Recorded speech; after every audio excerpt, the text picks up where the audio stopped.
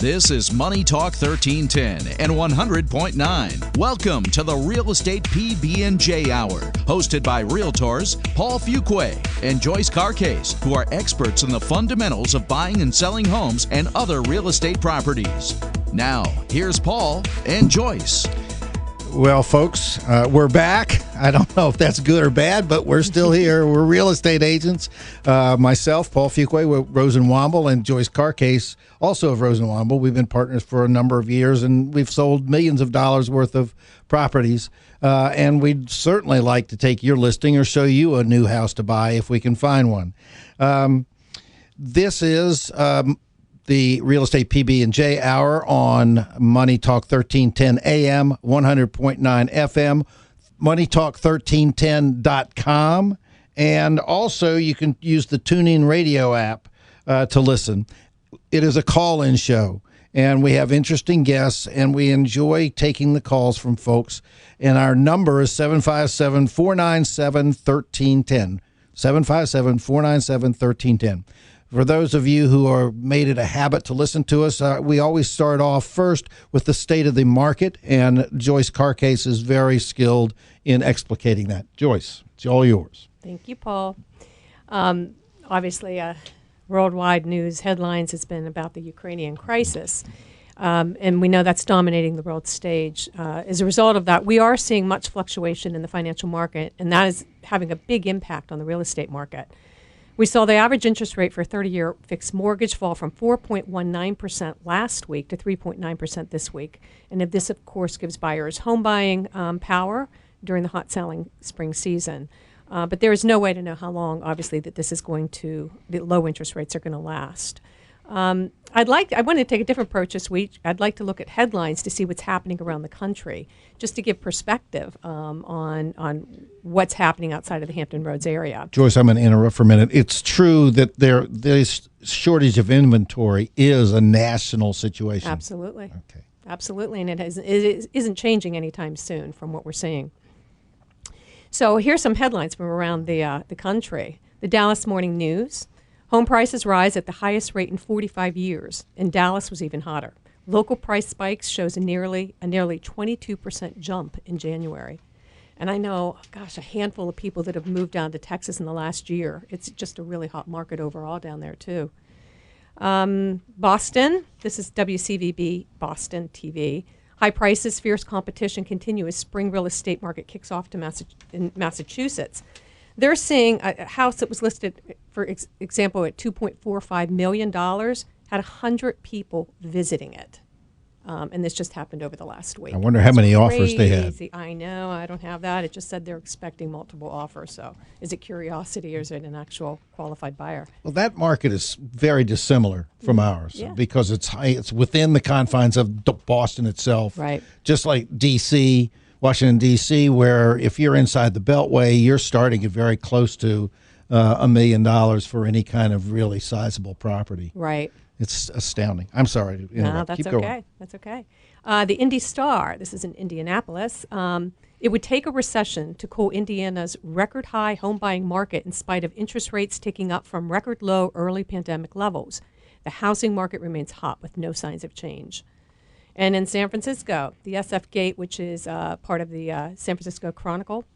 San Francisco, this is actually really interesting. The San Francisco Bay Area dethroned as the most unaffordable housing market in America, report says.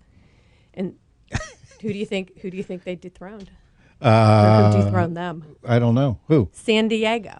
Really? Yeah, it was San Diego. It was just because the average medium sales price was higher than San Francisco. What is the median sales price in San Francisco? In San Francisco, $1 million.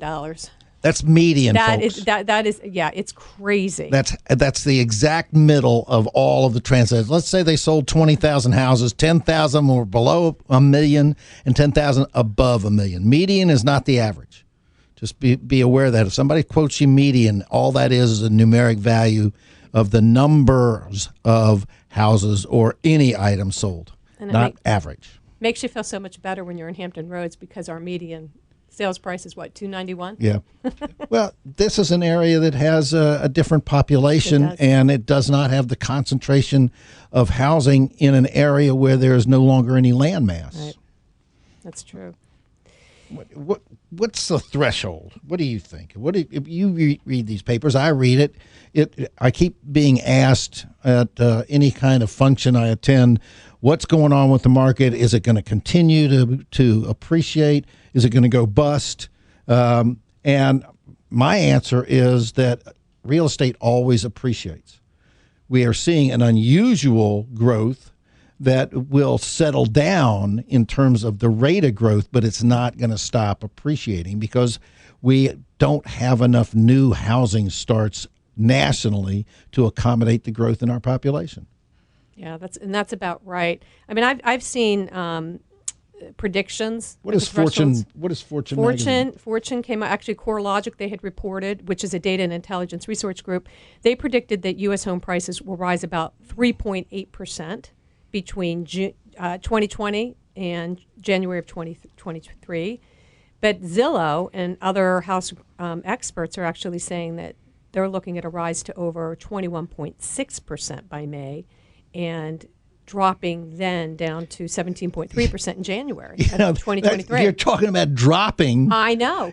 As though that's new news, Right. dropping from 21%. Okay, $400,000 house, that's an $80,000 increase in value. Right. And a $400,000 house, 17% is what? I can't do the math that quickly, but it's definitely somewhere in the neighborhood of $70,000 in value. So we're seeing these numbers expressed as percentages, and they don't hit home without some dollar value attached to them. That's true. That's true. Yeah, and when you're looking at the National Realtors Association, or Association of Realtors, I should say, they've reported an increase, this is factual, so far this year, of 15.4% increase in median sales prices year over year. So it's been interesting to kind of see where this is all heading. One thing we know for sure is that the demand remains high for residential homes across the U.S., and buyers are still waging bidding wars. I guess part of the question is going to be, are we seeing any discernible impacts in the housing market here? I know everybody's talking about an increase in value and increase in prices. As an example, I showed a house today that if a year ago would have been priced at $200,000. Today it's priced at $225,000. Very nice little 1956 1,000 square foot house. 1,000 square foot house. They're asking over $208 per square foot for this house, and they were cutting off showings late this afternoon because the demand to see it has been so great, and they're only going to start looking at offers at 8 o'clock tonight, and then no more showings. And no more acceptance after 8 o'clock? I have no idea. I've never seen that before in a listing, but it would seem to me that you welcome many more competitors. Well, what if you don't get what you're anticipating for offers? Well, in today's market, that's not realistic. Right. You know that, and I know that. do. If you put a price tag on a house and it's prepared, that house is going to sell at list or better if it's prepared. Was Now, it prepared? No. Okay. The tenants are in the middle of moving out, so it's not crisp. Not The ideal. exterior is crisp, but the interior is not. And you're not turned off by driving up to it because the lawn was manicured and the beds are done and it was very nice and clean, and the house has a new roof and new HVAC and new windows. But beyond that, it doesn't have anything new. And it was very spongy. When a house that's built in 1956 has a certain centers on the floor joists, and you shouldn't get sponginess because of the configuration. And it was there. So it really needs a very close inspection by a termite moisture police expert. And that's what my client was thinking. And because he's in the construction business, he decided to forego the property. Oh, that's interesting. Yeah.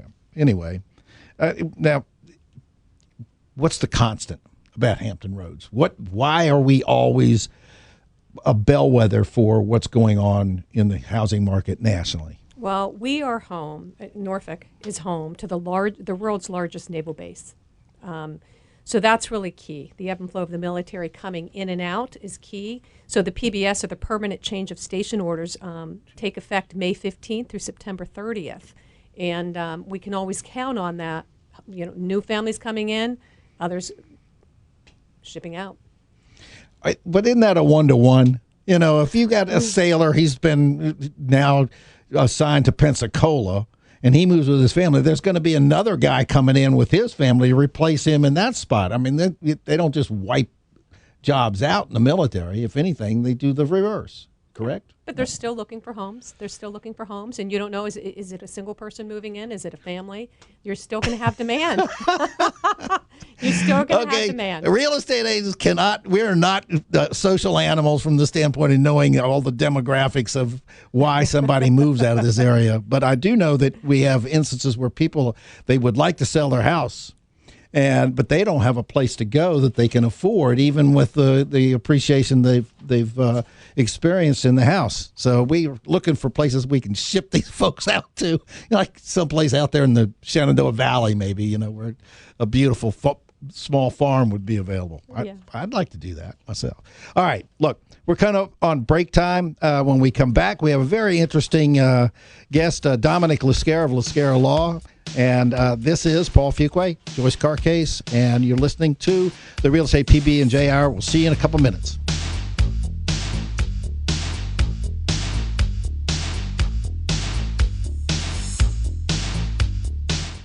Money Talk Traffic. 64 eastbound in Chesapeake. The stall that had the center lane blocked at 464 is now gone. There is a backup past Battlefield. 264 westbound in Norfolk. The wreck at Campostella is now gone.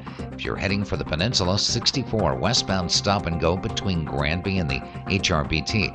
And a crash in Suffolk, 58 westbound after Wilroy Road. There's a backup now that extends well beyond the way station.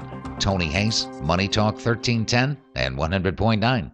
Hi, this is Gordon Deal. Friday on This Morning, America's First News, the different scenarios that could determine the outcome of the war against Ukraine, like Russia stepping up its firepower in order to advance. Also, Republicans are looking to expand the battleground map of the November midterms outside of the typical swing states. We'll explain how. And students reneging on internships when a better offer comes along. Friday on This Morning, America's First News. Tomorrow morning, 6 till 8 on Money Talk 1310 and 100.9. Welcoming you back to appointment day at the Martinez house. Raul Martinez looking stressed about scheduling a colon cancer screening. Anyone 45 or older should have this booked yesterday. The procrastination is disgraceful. This man needs to focus. From your lips to his ears, Stephen A. He's typing away solid form. He just pledged to get screened on takeahealthystand.org. Uh-oh, now Raul's looking at his cell phone. This is unacceptable. Is he watching a cute video right now? Oh, it's the one where the cat thinks he's people. That cat is not a person. It's preposterous. Focus, Raul. Yes, he's finished the form. He's made a telemedicine appointment next Tuesday, 9:30. All he's got to do is hit send. Look out. His eyes are wandering. Not back to the stress ball thingy. But Raul uses his other hand to hit send. Stand Up to Cancer and Optum want to help you reduce your risk for cancer. Visit takeahealthystand.org.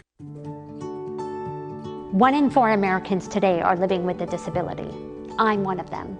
I care deeply about creating a world we can all fully participate in, free from stigma, misperceptions, and barriers. And we've got a trusted ally on our side, an organization we can rely on, Easter Seals. Rooted in communities nationwide, Easter Seals helps empower millions of people, regardless of age or disability, through its life-changing services and powerful advocacy. Today and every day, Easter Seals is leading the way to full equity, inclusion, and access to healthcare, employment, and education for people with disabilities, families, and communities. That's my Easter Seals. Make it yours. Learn more and get involved at easterseals.com.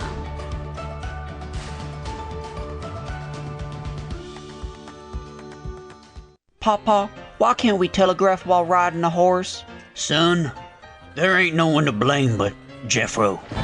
He was riding old Betsy the Stallion, tip-tapping away at his telegraph when blam! Ran right into the side of the saloon. Well, if Jeffro can't do it, neither should you. Don't text and drive. Visit StopTextStopWrecks.org. A message brought to you by the National Highway Traffic Safety Administration, Project Yellow Light, and the Ad Council. Welcome back to the Real Estate PB&J Hour on Money Talk 1310 and 100.9. Rose and Womble Realtors, Paul Fuquay and Joyce Carcase continue their discussion of the fundamentals of home buying and selling. Welcome back. This is Joyce Carcase with Paul Fuquay with the Real Estate PB&J Hour. We'd love to hear from you. So if you have any calls or any questions or comments, please call us at 757-497-1310. We're here with special guest Dominic Lascara of Lascara Law. He's located here in Chesapeake, Virginia. Mr. Lascara has been practicing law for nearly 30 years, primarily in the areas of residential and commercial real estate and financing, business and corporate law, contract law, wills, trusts, and the probate of estates and elder law. And he's here to talk to us today about wills and trusts. Donnie, it's always a pleasure to be in your company. Give us a quick background. You know, I know it's very dry what Joyce just mentioned about your background, but tell us a little more about yourself and your practice. Okay. Well, Paul, first of all, thank you and Joyce for having me here today. It is appreciated. I started practicing law in 1986. I graduated from the Marshall Witt School of Law at the College of William and Mary, and immediately I went into the real estate practice with the firm that I associated myself with. I've been practicing real estate law for over 35 years now. My practice is generally very transactional, real estate closings, drafting contracts. I also have a business practice, a corporate practice, a transactional wills, trust, and estates practice, and I used to even practice bankruptcy law, which I no longer do. I know you're well qualified to speak to the issues that we as realtors run into. And one of the elements that we really want to touch upon is what kind of estate planning your firm and you provide to people with regard to the succession of ownership of their property, either, I would assume, commercial and residential. Can you touch on that? So, because we're going to ask you more questions about wills and trusts and living trusts and dead trusts and all kinds of stuff. Yes. I mean, first of all, anyone that comes to see me with an estate, and that includes real estate, the first and foremost, we just want to make sure that that real estate goes to their intended beneficiary. Secondly, we look to ways that it can get to that beneficiary as easy as possible, as painless as possible, as inexpensive as possible. Well, I always hear the term probate, and that probate is a term that is somewhat innocuous, but is very encompassing. Can you explicate for us? And Joyce, you want to kick in on probate? I throw the word around like I'm at a cocktail party. Oh, yeah, well, it's in probate. Well, what does that mean? I don't know, but it sounds good. But now we got somebody who can tell us about it. Yeah, can you well, first of all, you have to understand that probate is a process. And it's a process of disposing of someone's assets through a court system. When there's a probate involved, there's a series of events that takes place. First of all, the named executor, if there is a will, or an administrator, if there is no will, and I know you'll want to talk more about that also, gets qualified by the circuit court clerk's office to fulfill the duties that are bestowed upon them in their capacity. Within 30 days, that executor or that fiduciary is required to notify not only the beneficiaries named in the will, but the legal heirs at law of the decedent. Within 4 months, that executor has to file with the court an affidavit that they fulfilled that duty in giving notice to all of the parties. Also, within 4 months, that executor has to file an inventory with the Commissioner of Accounts. The Commissioner of Accounts is a court-appointed official that oversees the executor's duties in administering the estate. Wait, one more thing. And then within 16 months of that qualification, that executor has to file an accounting with the court. Okay. Now, is that true of a person who has died with a will, or is that true of a person who's died without a will? And in that, what does intestate mean? All right. Well, that probate process that we were talking about is true for any estate, whether it's a will or lack of will, where there are more than $25,000 of assets that are passing through probate. So the delimiter for this is $25,000. Anything under $25,000 is considered a small estate, and the court doesn't supervise it as it would with a larger estate. So if my grandmother, when she died, and she died without a will, we went through a process because she had some holdings, and they definitely exceeded $25,000, but not by a significant amount of money.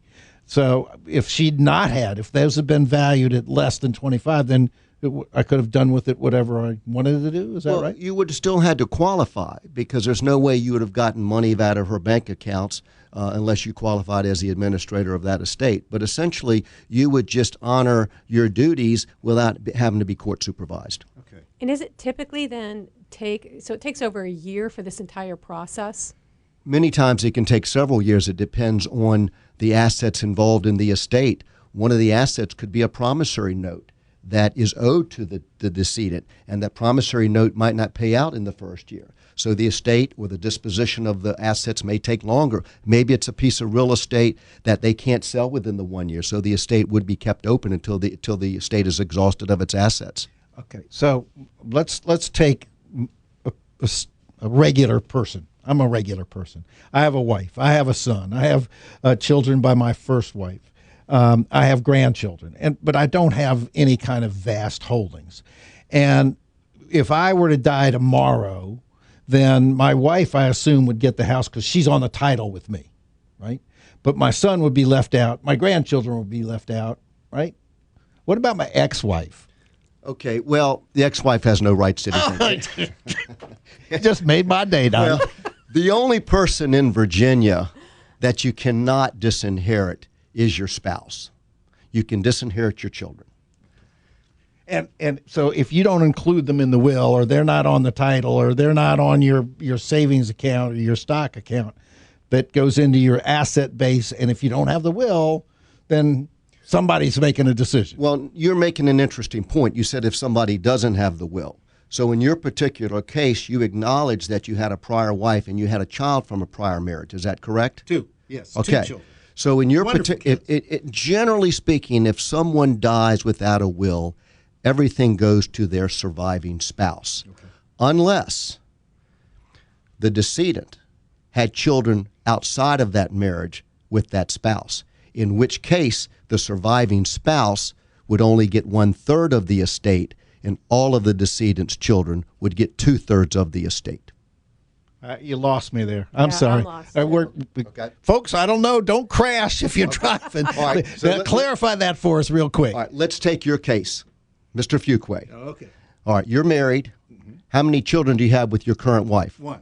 So you have one child with your current wife, and you have 2 children from your ex-wife. Yes. So if you were to die without a will, now we're talking about assets that going through probate. If you own property jointly with your wife, it's going to go to your wife. Forget about that. We're talking about assets that are going. We're going to talk about how that happens. Well, we'll talk. Yes, but assets going through probate without a will would go 1/3 to your wife and 2/3 to all 3 of your children. Okay, without a will. Without a will. But if I have a will, because I do have some assets, I have a bunch of cars, they're designated for certain people. But I haven't put that. Now, see, you wrote my will, so you ought to know this stuff. I don't remember. Oh, yeah, well, it was 25 years ago, so I don't remember either. Yeah, and what cars are you talking about now? Well, let's get it. Yeah, anyway. Okay. Now, my wife is on my title. Yes. But if I don't, let's exclude everything else. If I were the only person on title and I die, does that house have to go through probate, and does that thing apply with children and all that stuff? Well, when you're talking about not having a will, first of all. Yes. Okay. So it's generally speaking a house or real estate in an intestate estate, meaning there's no will, drops through the probate estate directly to the beneficiaries. The reason that is because an administrator of an intestate estate has no power to sell that real estate. So it drops immediately to the designated heirs at law, whoever they may be. In your case, your current wife and your 3 children would inherit title. Now, when an administrator of an intestate estate has to pay bills of that estate and the other assets, the non-real estate assets, are insufficient to pay those bills, the administrator may request court permission to bring the real estate into the probate estate to sell that real estate to first satisfy the debts and claims of that estate. Okay. Anybody else out there, if you got any questions, now's the time to ask, because you can't do it from the casket. Believe me, you got to take care of this stuff before they lay you out. Is it time for us to take a break? Because I'm kind of confused by all this intestate stuff. Yeah, we can take a break. Okay, let's take a break.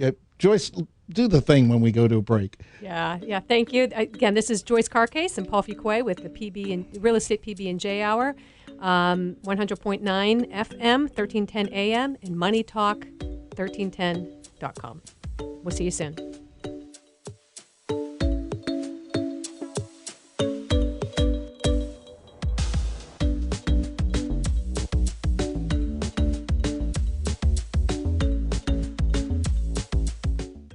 Money Talk traffic. A slow ride if you're heading from the south side to the peninsula. Westbound 64 is jammed up. Little Creek to the HRBT.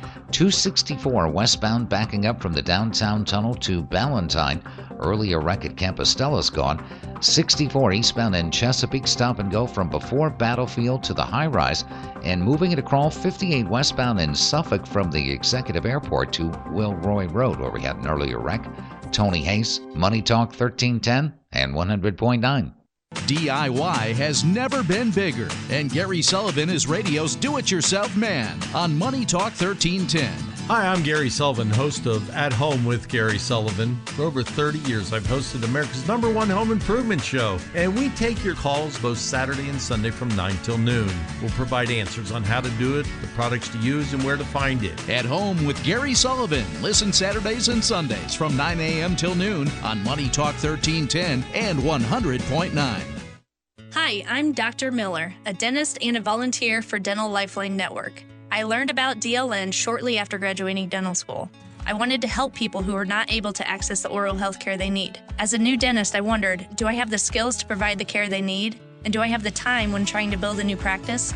Even now, after 10 years, I can tell other dentists, yes, you can, and this is a no-brainer. Dental Lifeline Network is a nonprofit that has helped me literally change the lives of people in my community through the Donated Dental Services program. DLN asks dentists to volunteer to see just one of the many patients in need each year. If you're a dentist or know a dentist, please share this important information. It's easy. DLN screens those in need and coordinates the initial appointment. Patients are treated right in your office on your schedule. If you're like me and want to make a real difference in someone's life, DLN makes it possible.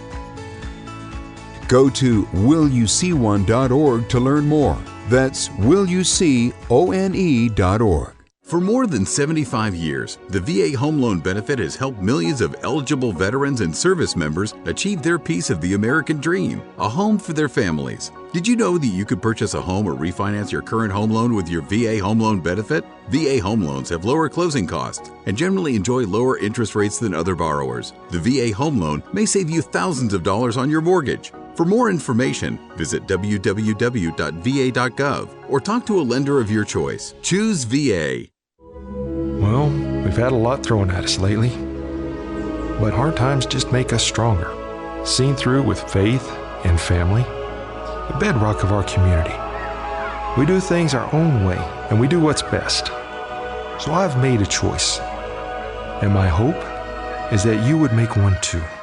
For our kids, for our community, for each other.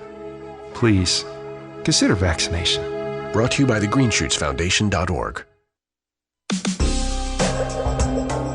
Welcome back to the Real Estate PB&J Hour on Money Talk 1310 and 100.9. Rose and Womble Realtors, Paul Fuquay and Joyce Carcase continue their discussion of the fundamentals of home buying and selling. If you are just joining us, we are discussing wills and trusts with Dominic Lascara of Lascara Law. If you have any questions, please do call in, 757-497-1310. for those of you who are just new to us, we've just discussed the whole process of probate and the steps that have to be taken to assure yourself that your assets are distributed in accordance with not only your wishes, if at all possible, but also in accordance with law. And that's what Mr. Lascara is so well acquainted with in terms of taking care of the wishes of the decedents. I love that word. They're dead. It's a nice multiple syllable word for dead people. Is that right, Donnie? That is true. Okay. So realize this. Once you're dead, you don't have to worry about this stuff anymore. You can sit up there on the next to the golden throne and be laughing about the mess you've left. Like, I know that's going to be my case, unless I listen to him. Now, we've talked about probate. We've talked about intestate, not having a will. We've talked about probate as applies to a will and probate without a will, right? What is the advantage to somebody who is not of significant means to have a trust? And what is a trust? Okay. Well, first of all, understand that the word trust could also be a trust created in a will, which would make it a testamentary trust, which would still be part of probate, or you could have a living trust. Just to complicate, just answer the question. What's a trust? The best analogy I like to do, it's a vehicle where you can dispose of your assets after your death without having to go through probate. That may be a simple way to say it, but it's a vehicle where you appoint a trustee, which could be also the person creating the trust, who is in control of your assets and disposing those assets in accordance with the terms of that trust. So you have both the will and the trust, and you can avoid probate. Well, you can avoid probate by creating a revocable living trust, putting the assets in the trust. The analogy that I always like to make is, a trust is like a salad bowl, and there can be really nice looking bowls. Some of them are fancier than others. Some of them are, more complicated, but it's important that you put the stuff in the bowl. If you just to have the trust in and of itself doesn't avoid probate, you have to have the assets into the trust to avoid probate. Many times people do trust and they don't fund the trust. They don't put their assets in the trust, and they'll do what is called a pour-over will, where they take assets that are passing through the estate and pour it over into the trust. However, that process of pouring over into the trust has to go through probate, which kind of defeats the purpose of doing the trust, which is to avoid probate. Now, I've been in this business for 25 years, and for that I was an investor, and I owned a fairly large company and was very happy to have all this stuff set up for me. But I always figured that the trusts were for those who have significant asset bases and significant income. And my understanding, that's not true. Not at all. In fact, I had a client today who her only significant asset is one piece of real estate. The problem is that if she leaves it through her will directly to her children, she's concerned the children who do not get along would not properly handle the disposition of the real estate. So what I told her is I felt the best thing to do was to put the property into a trust, appoint the person that she thinks could handle the distribution of that trust, and as long as she trusts that person, they could sell the property and then distribute the proceeds to her children without them fighting against each other. Okay, so now you also mentioned a revocable living trust. So let's say I own XYZ and I want to put it in a revocable living trust. That means that I don't have control. I have control over it because I can revoke the trust and I can dissolve it at any time.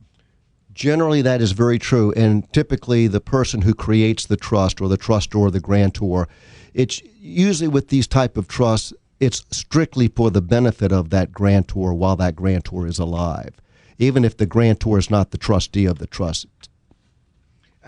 So that person, okay, let's I'm going to go back.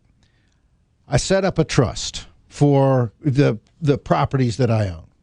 And they're not consequential by any stretch of the imagination, but there's enough there that I would be concerned about the disbursement of any monies generated from their sale. My question is, do I make that trust revocable and I'm the only person that can revoke it, or do I include my wife? Or I guess I needed to sit down at a long conference table with a whole series of spreadsheets to figure this out. Is that right? Yes, that's exactly right. Many times husband and wife will create a trust and they want it to become irrevocable once the first spouse dies, so that the second spouse, the last to die, doesn't change the terms that they've agreed on while they were married. So does that answer your question? I think so. Is it expensive to set up a trust like this? Not at all. In fact, the trusts are not typically much more expensive than doing wills.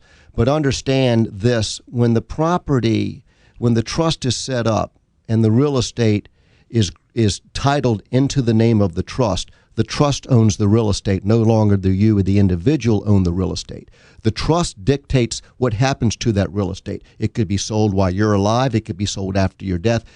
By the terms of the trust that you want, that will exhaust the asset. So if the trust says, okay, while I'm alive, I enjoy the benefits of this real estate, everything is for me, but at my death, I want this real estate sold, and I want the proceeds to go to these people. All of that occurs outside of probate. There's no court supervision. The trustee is given the authorities to sell the real estate, and that's what happens. If real estate is sold, just like you would sell the house yourself. I guess my question now, if you are the attorney who is drafting the trust documents, are you then, in more instances than not, become the executor or administrator of the trust, or do you avoid that scrupulously? I don't avoid it scrupulously. I've been asked to serve as trustee, and I have at times, but most of the time I want the parties to be who the same parties would be if they were going to appoint an executor to their will. If they typically a family member, a child that's got some ability to handle the responsibilities that come with it. And a lot of times if they don't, it could be a bank. It depends on the asset. It depends on the situation. But I don't push myself to be the trustee or the executor, except in very rare circumstances. Donnie, I have a question for you. Unmarried homeowners, how do they handle the situation? Do they have equal rights whenever they purchase the house, somebody passes away? Okay, so what you're saying is you've got a piece of property that's owned by more than one person. Yes. Who's not married. Correct.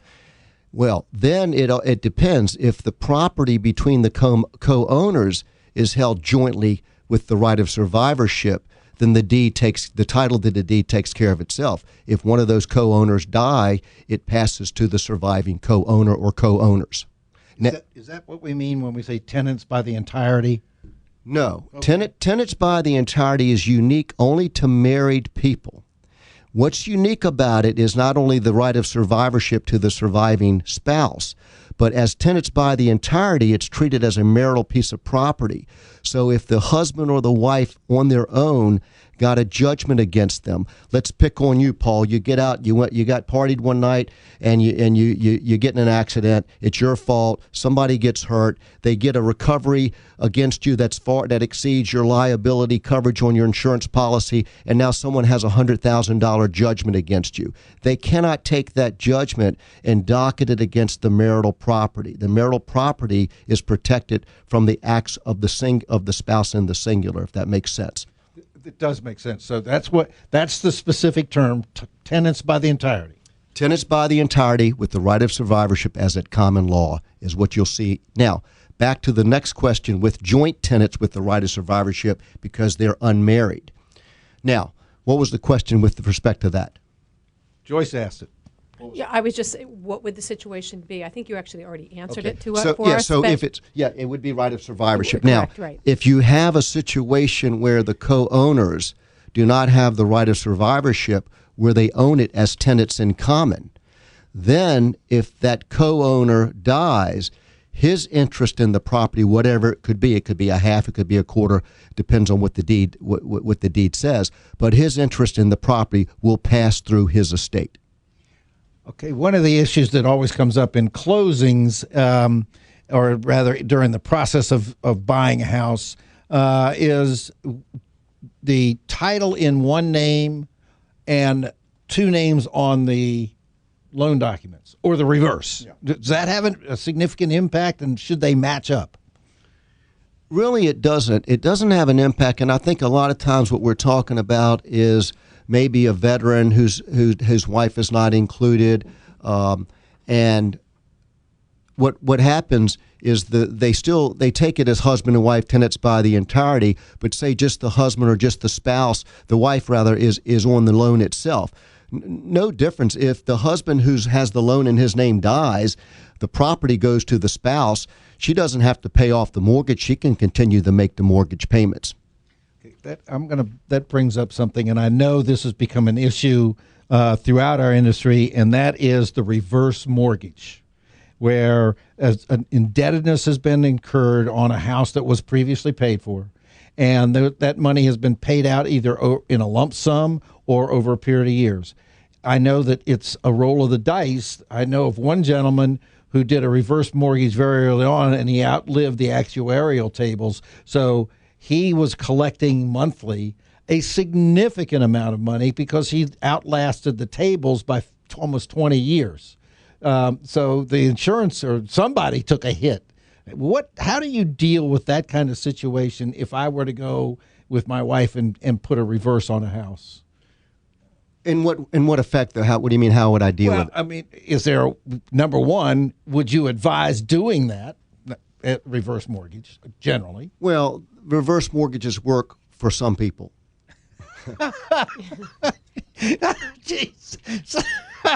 PB&J, some people like. Well, if you can't afford your mortgage payment, for one, and you want a place to live the rest of your life where you no longer have to make a mortgage payment, a reverse mortgage can be ideal. Okay. You had more to add. Please go ahead. Well, then you have to know what happens when I die, and yes, and that all depends.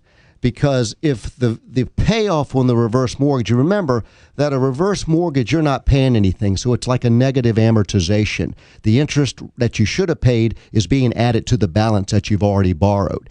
And typically, except maybe in this current market, typically the balance on the mortgage starts to increase more than the equity growth on the real estate. So it gets to a point where the balance on the mortgage could be far greater than the value of the house. Fortunately, if you're the decedent, if you're the recipient of the real estate, or it comes to the estate and you owe this money, there's no personal liability on the estate or the executor or the family members. They can simply walk away from the real estate. Okay. All right. That helps clarify. So it removes some of the concern that I've heard expressed by people about reverse mortgages. Well, one of the other concerns is that I've seen a lot more aggression with reverse mortgages in the sense that I've always understood, and I may be a little bit off, but it's an FHA program that always allowed the estate 6 months in which to sell the real estate if they want to keep it. I've seen some people tell me, I haven't dealt with it firsthand as a lawyer, that they've been threatened with 3 months. I haven't seen that personally, but the general rule that I've always understood is that FHA allows 6 months for the estate to sell that real estate, and then on occasion they can grant several 3-month extensions. Okay. We're going to take another short break. This is the Real Estate PB&J Hour with Paul Fuqua and Joyce Carcase. MoneyTalk1310.com, 1310 AM, and 100.9 FM. We have a lot more to discuss.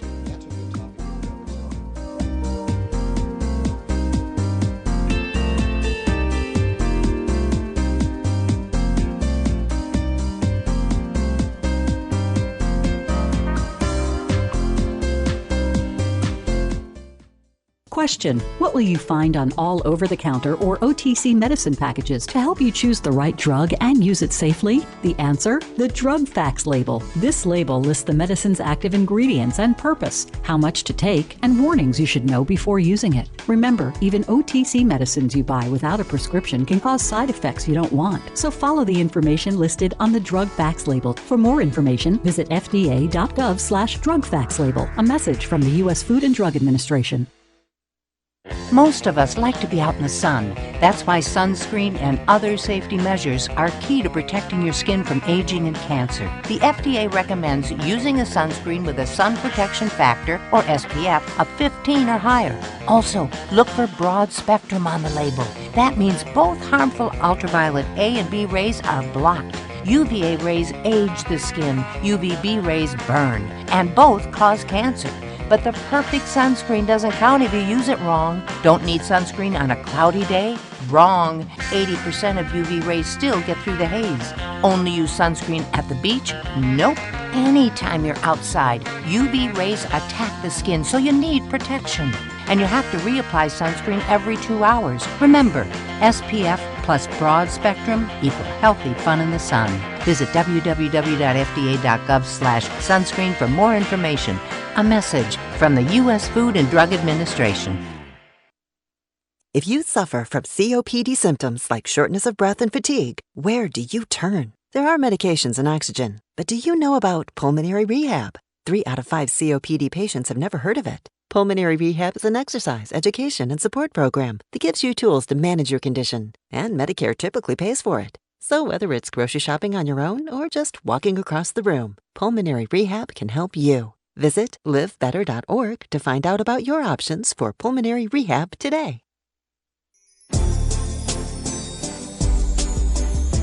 Welcome back to the Real Estate PB&J Hour on Money Talk 1310 and 100.9. Rose and Womble Realtors, Paul Fuquay and Joyce Carcase continue their discussion of the fundamentals of home buying and selling. Welcome back. This is Joyce Carcase with Paul Fuquay. We hope you enjoy the broadcast and learning a little more about the market and your rights as a buyer and seller. If you have any questions or interested in hearing a topic we have not covered, please let us know. You can call us again at 757-497-1310 or reach out to us at Fuquay Home Sales, and that's Fuqua Home Sales, or Carcase Home Sales, CARCAISE. You can also listen to past episodes and subscribe to our YouTube channel, The Real Estate PB&J Hour. Now we're back with Dominic Lascara. Our role as real estate agents is to avoid, to the best degree possible, realtor speak. And we like to deal with people who are involved in the industry who also can speak regular English without throwing out all the Latin phrases and those elements that tend to be seclusionary in protecting a profession. And that's one of the reasons I like Dominic Lascara. Now, you asked me to ask you a question, but I'm going to ask you to ask yourself the question, then you can answer it. That's a good way to be an expert. Okay, well, we started talking about probate in the process, and under Virginia law, it's not the end all. If you go through probate in Virginia, it's not a terrible thing. If we were in the state of Florida, we wouldn't be having this conversation. But probate is not devastating to anyone. It's just a process that you have to go through. How do you avoid probate with the to get real estate out of the decedent's name? We talked about a trust, how a trust can be disposed of. But there's another tool that was adopted by Virginia back in 2013 called the Revocable Transfer on Death Deed Act. And I use that quite often. I'll have my clients who want to see their property go to specific beneficiaries convey their real estate while they are alive to the beneficiaries under this revocable transfer on death deed. What happens is that deed does get recorded. It lies dormant in the records, the land records of the clerk's office where that property is located. But it has no force and effect until that person dies. And prior to that person dying, they can change their mind. It's revocable. They can sell the property. They can still encumber the property. They can borrow money against it. They can change their beneficiaries. Nothing is in stone. But if that deed gets put to record and they do die, then that property gets transferred to those named beneficiaries on that deed outside of probate. Okay, folks, you got that? That's a quick encapsulation. I've been keeping notes, and I'm certain Joyce and I will prepare a brochure on this, and we'll definitely provide Dominic Lascara's address and phone number and email and all the other stuff. But go ahead and tell people how to get a hold of you so that they can call me and they can call Joyce, and then we can give the number. That way we've got the lead, but you go ahead and do it. Okay, well, first of all, I like to say that I'm conveniently located at 652 Independence Parkway in Chesapeake, right behind the Lowe's. Very easy to get to, right off of Battlefield Boulevard in Volvo Parkway. My phone number at the office is 757-410-8355. And my email address is D for Dominic, Lascara, and that's L-A-S, as in Sam, CARA at Lascara Law, LAW.com. Okay. So we've given him his commercial time, right? We have. Hopefully it'll generate business. But Joyce and I want to make certain that we reiterate that we are trying to bring some information to folks in plain English that doesn't need a dictionary. And we also feel very strongly that the more we can educate our clients, the better we can handle for them the process of buying or selling a house. And we have a free booklet.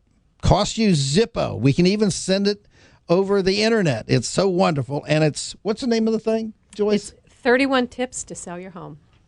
Does it work? It does. Give me an example. The prepping.